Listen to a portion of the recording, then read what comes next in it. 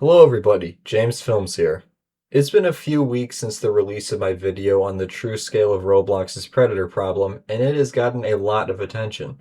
Schlepp commented the video reached 43rd place on the hype leaderboard, and it is overall one of my best performing videos. Of course, with all the attention, especially on such a topic, comes all sorts of interesting people. In today's video, I will address some of the largest concerns with the video and give justifications for all the statistics put in the video. I will also be using footage of me driving an ATV in Iceland for the background, as that was one of the coolest things I've ever done. Firstly, we have some questions with the thumbnail. A few people brought up the question of why there is a furry in the center of the thumbnail. I understand that this is controversial, but unfortunately a lot of predators and ERP users do use furry avatars for whatever reason. I have encountered multiple furry gooner avatars when I'm just trying to play Roblox, and it really put a bad taste in my mouth. I'll try not to use furry avatars in the future, but that was my reason for it. Also, the millions of PDFs thing in the thumbnail, the true number of pedos on Roblox is probably not over a million, but there is no precise way to get a good estimate, so I just put that. There are definitely millions of users with avatars that could be considered inappropriate, but obviously most of them are not predators. There were also a few comments that really ticked me off for different reasons. Firstly, this person tried to justify ERPers by saying that they aren't always predators and that ERPing is fine as long as kids stay off of those games. By the way, this person's only video is titled, "I finally downloaded Roblox." In response, predators and ERPers are different, but they are both bad. One tries to ruin a child's innocence for enjoyment, the other takes everything kid-friendly out of a game that is filled with kids. And then there were a few comments that I think were supposed to be rage bait, but rage bait over saying that predators are biologically natural, and that just a few deaths in 20 years isn't that bad. My response to these comments is if you think it's funny to make a joke about these kinds of things, get off the internet and go outside. And if you actually believe that stuff, you're nasty. Now that those few comments are out of the way, I'll go over the main purpose of this video, the sources. I'm going to be honest, I did the bare minimum with putting sources in the description of the video, as I didn't think people would actually investigate them. This led to some people saying I was exaggerating statistics in the video for fear-mongering views or something. Therefore, I will make up for that now by going through the whole video and giving sources. For the 500,000 flagged accounts from EASI Moderation, we have a Twitter post from Schlepp confirming the number, and a recent video from Rubensim, the creator of EASI, which completely confirms the number. Next, the 1 out of 30 rule for inappropriate avatars. This estimate comes from a video by Trickstore talking about Roblox's gooning crisis. He goes into several different servers and multiple games looking for inappropriate avatars. I consider any gooner avatar to be inappropriate on a platform where little kids can see it, but some people would argue with that. I also want to mention that the 1 out of 30 rule only accounts for gooner avatars and not extremist or discriminatory content. Therefore, I think it's fair to say that the real number is somewhere between 1 out of 20 and 1 out of 50, but there really isn't a good way to get a precise estimate. The 130 million daily active users is a well-known fact that Roblox initially put in their Q1 2026 shareholder letter. The 4.5 million just comes from the basic multiplication of the DIU number and the 1 out of 30 estimate. The 3,000 moderator estimate comes from an article from Bloomberg, which is a large, well-known news agency. Roblox hasn't publicly disclosed their number of moderators, I wonder why, so I'm not exactly sure where this number came from. I decided to use this because this is actually the highest solid estimate found online. Other sources give 1,500 to as low as 1,000 moderators.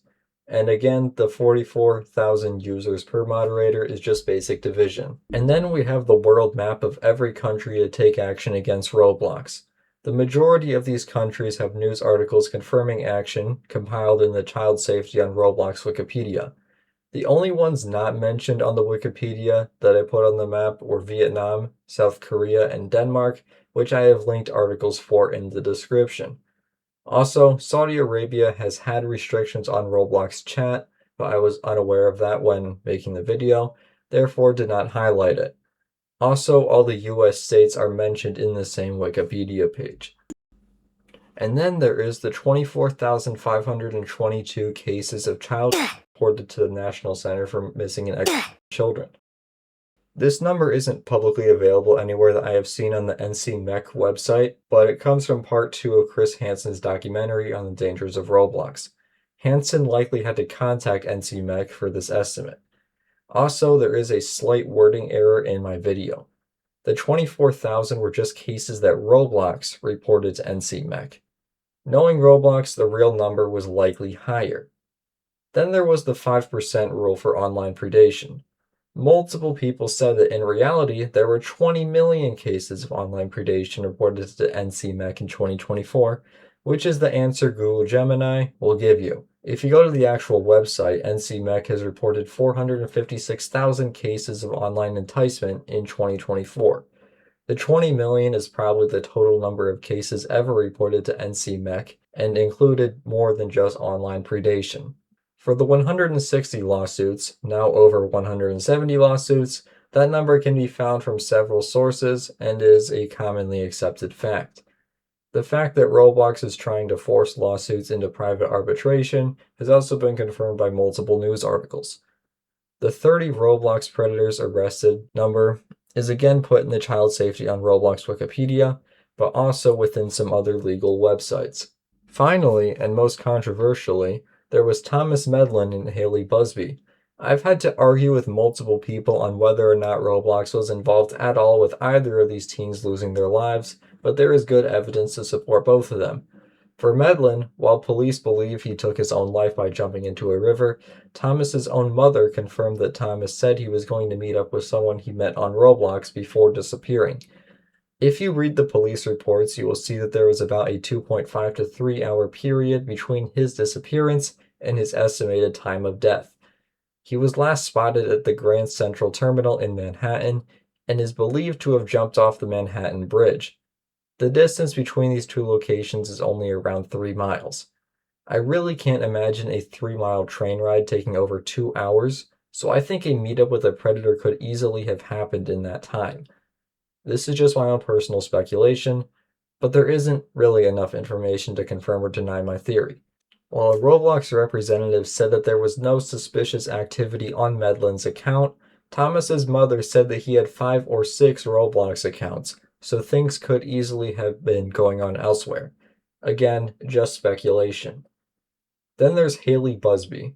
There's a debate on whether or not Haley met the predator on Roblox or Discord, as different sources say different things, but a news source in the official Indiana lawsuit against Roblox and Discord said that the predator admitted to meeting Haley on Roblox. Either way, both companies were heavily involved and needed to be held accountable. Finally, there's the Tumblr Ridge. Roblox confirmed that the indeed had a mass game on the platform, but quickly banned the game and the account after Schlepp exposed it. While Roblox was likely not the core motive for the incident, I think allowing the game to stay on the platform nurtured and encouraged the to do what they ended up doing. The names of all the victims are linked below. I also want to say, for the sake of what I was talking about, that video was not at all monetized, as you can see here. In the video, I did my best to be as informative as possible while also being respectful to the victims. So there you have it. I did not make up or exaggerate statistics about the scale of Roblox's predator problem, just bluntly gave the truth to everybody. Of course, there were a lot of things I have yet to cover in that video, so I plan on making a part 2 in the coming weeks. Thank you for watching. Please like and subscribe.